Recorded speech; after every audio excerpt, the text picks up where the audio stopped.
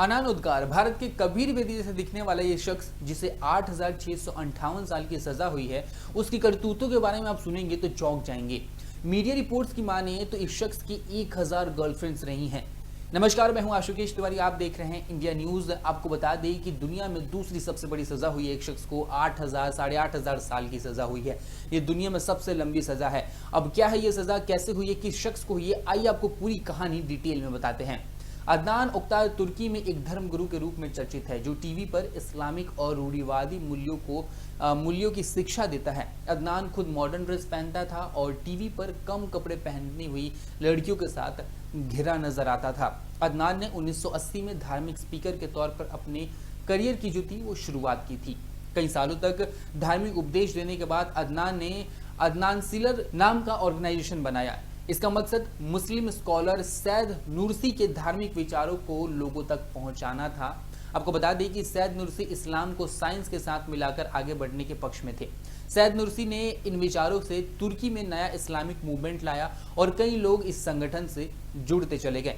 आपको बता दें कि अदनान ओक्तर ने 300 से ज्यादा किताबें भी लिखी थी। उन्हीं किताबों में से एक किताब उसने 1996 में लिखी थी, जिसका नाम था हॉलोकास्ट डिस्पेशन था।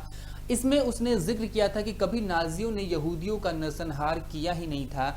ऐसी ऐसी बहुत सी चर्चित किताबें उसने लिखी थी जो कि कंट्रोवर्शियल रही थी। ऐसे ही अदनान ओक्तार हारून अपने नाम से इस्लामिक मूल्यों पर 300 से ज्यादा किताबें लिख चुका है। जैसे कि हमने आपको बताया, अदनान ने 1990 में साइंस रिसर्च फाउंडेशन की भी शुरुआत की थी। उसने डिजाइनर्स से लड़कियों के लिए मॉडर्न इस्लामिक कपड़े भी बनवाए थे। अपना बिजनेस शुरू किया था और उसका बिजनेस अच्छा चल रहा था।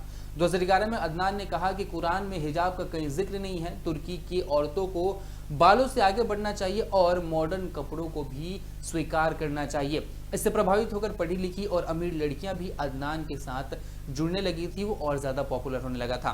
2018 में गिरफ्तारी हुई उसकी सबसे पहली बार और फिर कई सारे राज खुलने शुरू हुए। 2018 में उसकी विला पर तुर्की पुलिस ने छापा मारा था। पता चला कि इस्लाम के प्रचार की आड़ में वो एक आपराधिक गिरोह भी चलाता है। अदनान और उसके फॉलोअर्स को गिरफ्तार कर लिया गया और उसका जो टीवी चैनल A9 है उसे भी बंद कर दिया गया। ऑस्ट्रेलियन मीडिया टाउन्सविल बुलेटिन के मुताबिक इस संगठन में अदनान ने 1000 से ज्यादा लड़कियों को सेक्स स्लेव बनाकर उनका यौन शोषण किया था। अदनान इन लड़कियों को मासिक धर्म और समस्याओं जैसे कि स्किन प्रॉब्लम से समस्याओं से ठीक निजात दिलाने के लिए उन्हें लाता था और उन्हें गर्भ निरोधक पिल्स दिया करता था। पुलिस ने जब अपनी जांच की तब अदनान के घर से लगभग 70,000 से ज्यादा गर्भ निरोधक पिल्स मिली थी, उसके विला से मिली थी। अब बताते हैं आपको कि धर्मगुरु अदनान जो है, जो तथाकथित धर्मगुरु है, उसकी जो दुनिया है, जो काली दुनिया है, वो क्या कहती है। एक मेंबर ने TRT वर्ल्ड को दिए इंटरव्यू में बताया था, जो अदनान की जो कमेटी थी, मतलब जो पूरा का पूरा संस्थान था, उस संस्थान के एक मेंबर ने TRT वर्ल्ड को दिए एक इंटरव्यू में बताया था कि अदनान ने यंग इस्लामिक जनरेशन को फेमिनिस्ट और क्रिएशनिस्ट थ्योरी से प्रभावित किया था। बहुत पढ़े लिखे लोग अदनान के साथ जुड़ने लगे थे। अदनान की किताबों से भी लोग काफी ज्यादा आकर्षित हुआ करते थे। उसकी थ्योरी में इस्लाम को और ज्यादा बढ़ाने का जिक्र था।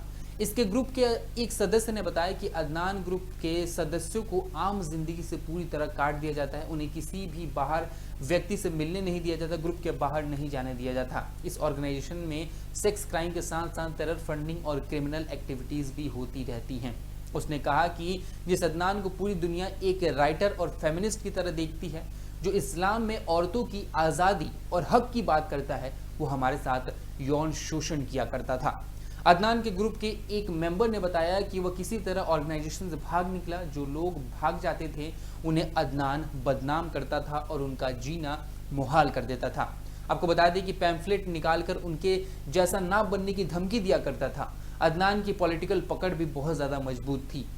अदनान के साथ काम कर चुकी एक मॉडल ने भी उसका सच बताया। अदनान के ऑर्गेनाइजेशन में एक पूर्व मॉडल एब्रू सिस्मिक ने बताया कि अदनान का संगठन छोड़ने की वजह से मुझे बहुत परेशान किया गया और मेरे खिलाफ मानहानि के 300 से ज़्यादा केस फाइल किए गए। आपको बता दें कि जिमसिक ने कहा, अदनान ओक्तार ने मुझे टीवी पर देखा और दीवाना हो गया। उसने यहाँ तक कहा कि मैंने तुम्हें अखबार और टीवी पर देखा, तुम मुझे बहुत पसंद आई, अपने कपड़े लो और मेरे साथ मेरी शानदार महल में आ जाओ रहने के लिए। यहाँ आओ, मैं तुम्हें सबसे अच्छे कंडीशन में रखूंगा, तुम बेस्ट ब्रांड्स के कपड़े पहनोगी, तुम्हारी जिंदगी आरामदायक हो जाएगी। मुझे लगा कि इसका धर्म से कोई लेना देना नहीं था। अदनान के ग्रुप में काम कर चुकी एक और लड़की जिसका नाम सिलन ओजगुल है। उन्होंने कहा कि मैंने 17 साल की उम्र में ये ऑर्गेनाइजेशन ज्वाइन किया था। उस समय E9 चैनल की शुरुआत 2 साल पहले ही हुई थ58 मैंने 2013 में भागने की कोशिश की पर मैं पकड़ी गई। वहाँ रहना जेल में भी रहने से भी बदतर है। अदनान को 8658 साल की सजा हुई है। आपको बता दें कि एक बार फिर से, अब ये जो सजा हुई है वो कैसी हुई है, किन किन केसेस में हुई है, इसके बारे में भी एक डिटेल दे देते हैं आपको।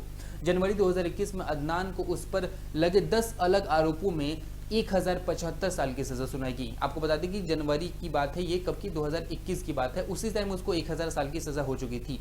आपको बता दें कि इसके बाद से जिनमें मतलब ये जो सजा हुई थी उसमें क्रिमिनल गैंग चलाने, राजनीतिक और सैन्य तख्ता पलट करने भी शामिल था। मतलब इतने ज़्यादा उसके पास पैसे थे कि वो तख्ता पलट भी कर सकता था। इसके अलावा इसी केस में जो 1000 की सज़ा थी, 1000 साल की सज़ा थी, उसी में नाबालिग लड़कियों के यौन शोषण, रेप, ब्लैकमेल करने और आपको बता दें कि यातना देना भी शामिल था।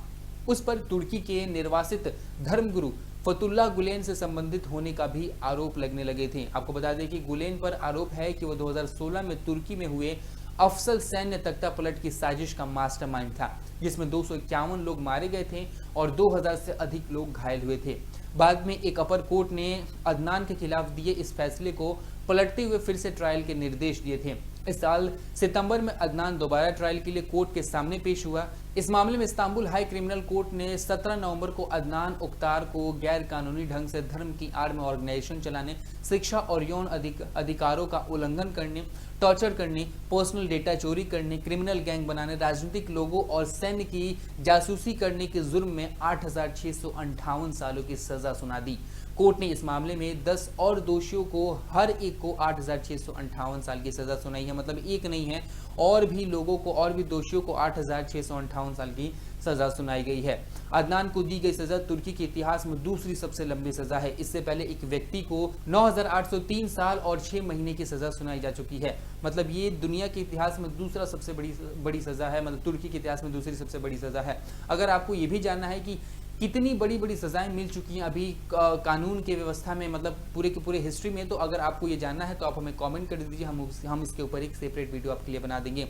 अभी फिलहाल हमने आपको अदनान की सारी कहानी सुनाई कि कैसे उसने एक धर्म गुरु के आड़ में अपनी जो करियर थी उसको शुरू किया, और वो करियर जाते जाते मतलब उसका जो दिखावा था वो दिखावा जाते जाते इतना बड़ा हो गया कि अब उसको सजा काटना पड़ेगा 8656 साल। मतलब देखिए कि वैसे तो प्रैक्टिकली वो ये सज़ा नहीं काट सकता, कुछ सालों बाद हो सकता है 20, 30, 40, 50 साल तक, 50 साल बाद वो मर जाए, लेकिन फिर भी ये सज़ा अपने आप में हिस्टोरिकल है।